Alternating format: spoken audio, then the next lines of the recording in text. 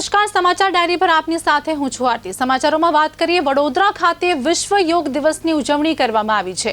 Atladara BAPS Swaminarayan મંદિર ખાતે યોગ આયોજન કરવામાં આવ્યું હતું, જેમાં મંદિર પરિસરમાં સંતોએ યોગ કાર્ય કર્યા હતા।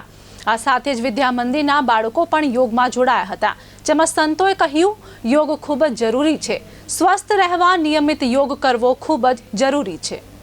જાણીએ છીએ તે મુજબ 21મી જૂન એટલે કે વિશ્વ યોગ દિવસ ઉજવાઈ રહ્યો છે અને તે નિમિત્તે આજે અટલાદરા બીએપીએસ સ્વામિનારાયણ મંદિરમાં લગભગ 100થી વધારે નાના બાળકો અને સંતો પણ આજે યોગાસન કરી રહ્યા છે।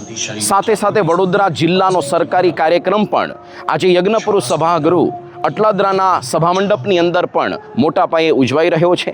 આપણે જાણીએ છીએ કે ભારત વર્ષની અંદર મહર્ષિ પતંજલિ થયા, જેમણે યોગ સૂત્ર નામનો ગ્રંથ આપ્યો અને તેમાંથી અષ્ટાંગ યોગની આખી પ્રક્રિયા એમણે આપી છે। યમ, નિયમ, આસન, પ્રાણાયામ, પ્રત્યાહાર, ધારણા, ધ્યાન અને સમાધિ। બહુ જ ઓછા લોકો અંતિમ કક્ષા સુધી પહોંચી ગયા છે। અત્યારે જે આપણે કરી રહ્યા છે તો ત્રીજું અને ચોથું પગથિયું છે યોગ અને પ્રાણાયામ। પરંતુ ભગવાન સ્વામિનારાયણ એવા વ્યક્તિ હતા કે જેઓ પોતે અંતિમ કક્ષા એટલે કે સમાધિ સુધી પહોંચ્યા હતા। સમાધિમાં ભગવાન સાથેનો યોગ થાય